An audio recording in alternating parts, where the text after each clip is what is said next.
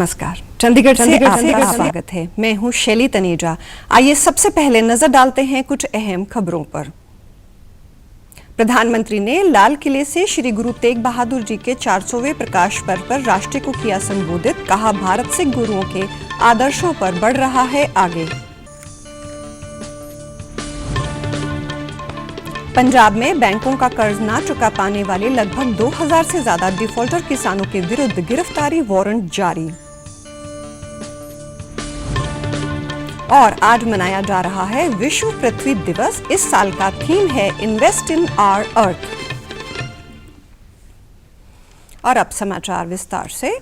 प्रधानमंत्री नरेंद्र मोदी ने कहा है कि भारत न सिर्फ एक राष्ट्र है बल्कि एक महान विरासत और महान परंपरा है। श्री मोदी ने कहा कि प्रत्येक नागरिक को देश की प्रतिष्ठा पर गर्व होना चाहिए। भारत कभी भी किसी भी देश या समाज के लिए खतरे के रूप में सामने नहीं आया और आज भी वो पूरे विश्व के कल्याण की कामना करता है।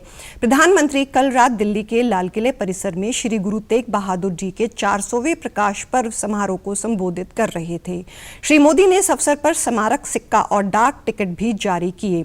केंद्रीय संस्कृति मंत्री जी किशन रेड्डी और पेट्रोलियम तथा प्राकृतिक गैस मंत्री हरदीप सिंह पुरी भी समारोह में उपस्थित थे। श्रद्धालुओं को संबोधित करते हुए प्रधानमंत्री ने कहा कि भारत पूरे विश्व की प्रगति को ध्यान में रखते हुए आत्मनिर्भर देश की बात करता है।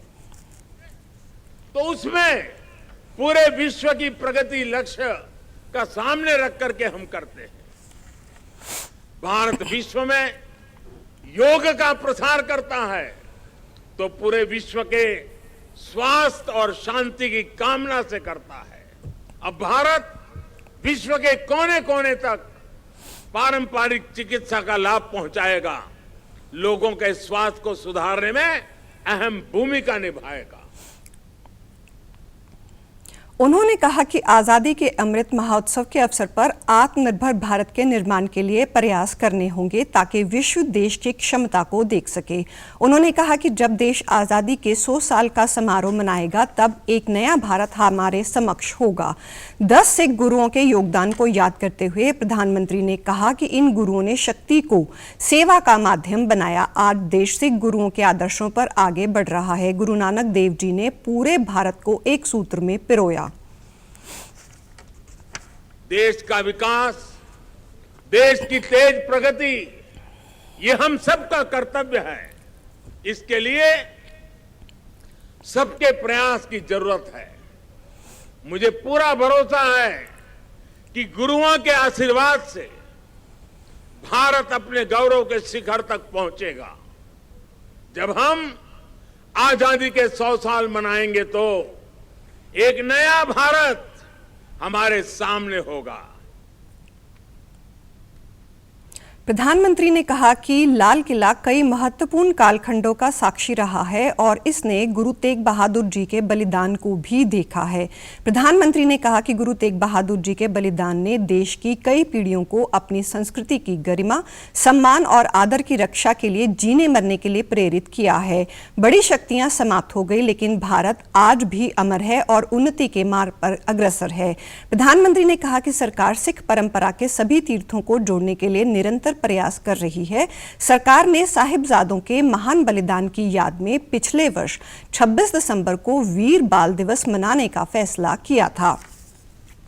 राष्ट्रीय टीकाकरण अभियान के तहत अब तक देश में 187 करोड़ 26 लाख से अधिक कोविड रोधी टीके लगाए जा चुके हैं। स्वास्थ्य मंत्रालय ने कहा कि पिछले 24 घंटों में 18 लाख से अधिक टीके लगाए गए। इस अवधि के दौरान देश में 2451 नए मामले सामने आए। इस समय 14,241 कोविड रोगियों का इलाज चल रहा है। स्वस्थ होने की दर 98.75% है। देश में अब तक 83 करोड़ 38 लाख कोविड नमूनों की जांच की गई है। पिछले 24 घंटों में 4,48,000 से ज्यादा नमूनों की जांच की गई। इसी दौरान चंडीगढ़ में कल कोरोना के 6 नए मरीज मिले। वहीं 7 दिन की अवधि पूरी करने पर 3 मरीजों को छुट्टी दे दी गई। स्वास्थ्य विभाग ने पिछले 24 घंटों में 1335 लोगों की जांच की। संक्रमित मिले मरीजों में 3 पुरुष और 3 महिलाएं शामिल है। सक्रिय मरीजों की संख्या 22 है। अब तक 1165 मरीजों की मौत हो चुकी है। पंजाब सरकार ने राज्य के कुछ 2000 किसानों के खिलाफ गिरफ्तारी वारंट निकाल दिए हैं। राज्य सरकार ने उन किसानों पर कार्रवाई शुरू कर दी है जिन्होंने खेती के नाम पर कृषि विकास बैंकों से कर्ज लेकर वापस नहीं किया। सरकार के आंकड़ों के अनुसार 71,000 किसानों से बैंकों में 32 करोड़ रुपए कर्ज वापस लेना है। करीब 60,000 डिफॉल्टर किसानों में से 2,000 के गिरफ्तारी वारंट जारी किए गए हैं। सरकार के इस कदम से किसान संगठन और विपक्षी दलों में नाराजगी और विरोध है। शिरोमणि अकाली दल के डॉक्टर दलजीत सिंह चीमा ने कहा कि किसान अपनी फसल खराब और बिगड़ी वित्तीय स्थिति खराब होने के कारण कर्जा नहीं चुका पा रहे हैं। वहीं अलग अलग किसान संगठनों ने कर्जा माफी न करने और किसानों की गिरफ्तारी न रोकने पर प्रदेश में सरकार के खिलाफ प्रदर्शन करने की धमकी दी है। पंजाब सरकार के वित्त मंत्री हरपाल चीमा ने एक वीडियो मैसेज के जरिए कहा कि पिछली कांग्रेस सरकार ने वादा किया था कि कृषि लोन पूरी तरह से माफ कर दिया जाएगा, लेकिन उन्होंने अपना वादा न निभाते हुए कुछ किसानों के खिलाफ गिरफ्तारी के आदेश जारी किए थे। उसी ही कार्रवाई के चलते दोबारा गिरफ्तारी के आदेश हुए थे। हरियाणा के मुख्य सचिव संजीव कौशल ने हरियाणा कौशल विकास मिशन की गवर्निंग काउंसिल की 7वीं बैठक की अध्यक्षता की। बैठक में जानकारी दी गई कि मुख्यमंत्री मनोहर लाल के नेतृत्व में वर्तमान राज्य सरकार के रोजगार परक शिक्षा प्रदान करने के विजन के अनुसार हरियाणा कौशल विकास मिशन ने राज्य के युवाओं के लिए जर्मनी में अंतर्राष्ट्रीय अप्रेंटिसशिप और रोजगार के अवसर प्रदान करने के लिए मैजिक बिलियन के साथ अनुबंध किया है। मैजिक बिलियन राष्ट्रीय कौशल विकास निगम भागीदारी के रूप में पंजीकृत एक भारत अंतर्राष्ट्रीय कौशल केंद्र है। Magic billion nursing, hospitality, food, retail, restaurant service और कंस्ट्रक्शन सहित विभिन्न क्षेत्रों में लगभग 200 उम्मीदवारों को आवासीय प्रशिक्षण प्रदान करेगा। राज्य के युवाओं को व्यावसायिक शिक्षा और कौशल विकास में प्रशिक्षण देने हेतु राजकीय औद्योगिक प्रशिक्षण संस्थान मुसैदपुर गुरुग्राम में एक वर्ल्ड स्किल सेंटर स्थापित किया जाएगा। विश्व कौशल केंद्र के पिछले चरण में पर्यटन एवं अतिथि, रिटेल, आईटी एवं आईटीईएस, लेखा, बैंकिंग एवं वित्तीय, लॉजिस्टिक तथा ब्यूटी एवं वेलनेस सहित विभिन्न क्षेत्रों में 680 उम्मीदवारों को प्रशिक्षित करने का लक्ष्य रखा गया है। देश भर में आयुष्मान भारत ब्लॉक स्तरीय सेवा स्वास्थ्य मेलों के तीसरे दिन कल 4 लाख से अधिक लोगों ने भाग लिया। स्वास्थ्य मंत्रालय राज्यों और केंद्र शासित प्रदेशों के सहयोग से 16 से 22 अप्रैल तक आजादी का अमृत महोत्सव के अंतर्गत आयुष्मान भारत स्वास्थ्य और कल्याण केंद्रों की 4वीं वर्षगांठ मना रहा है। इस दौरान देश भर में प्रत्येक जिले में कम से कम एक ब्लॉक में स्वास्थ्य मेलों का आयोजन किया जा रहा है।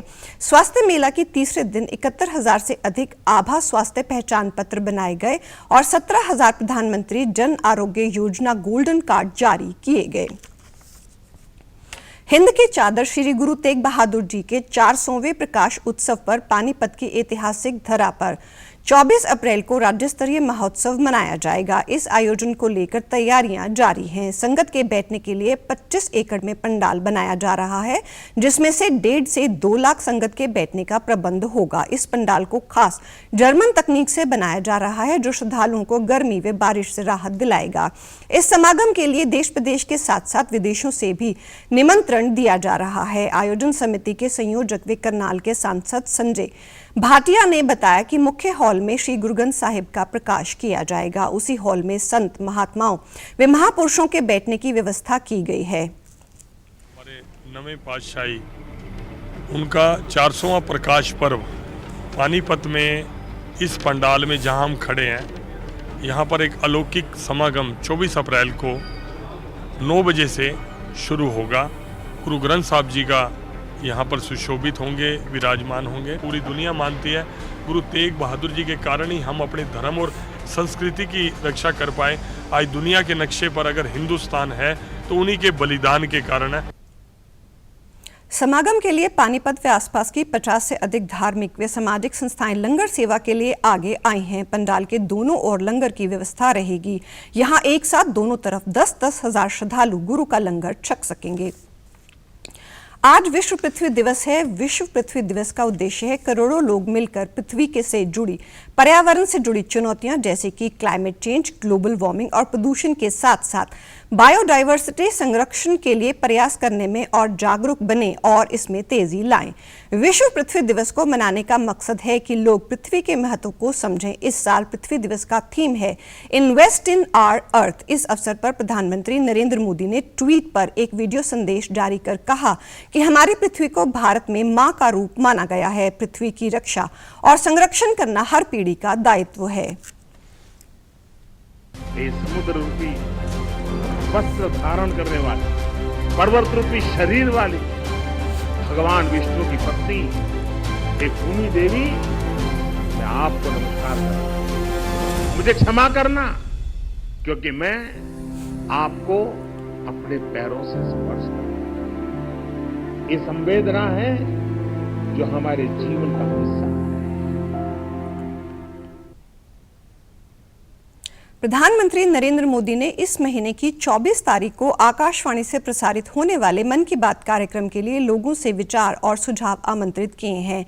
ये मासिक रेडियो कार्यक्रम की 88वीं कड़ी होगी। श्री मोदी ने एक ट्वीट में कहा कि मन की बात कार्यक्रम के जरिए बिल्कुल जमीनी स्तर पर बदलाव लाने वाले असाधारण अनुभव साझा करने का मौका मिलता है। प्रधानमंत्री ने कहा कि लोग MyGov और नमो ऐप पर सुझाव भेज सकते हैं या 1800117800 पर अपने विचार रिकॉर्ड करा सकते हैं।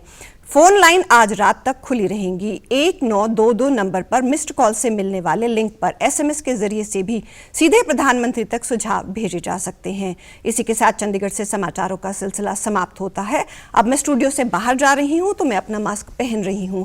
आप भी घर से बाहर जाएं तो मास्क जरूर पहने। नमस्कार।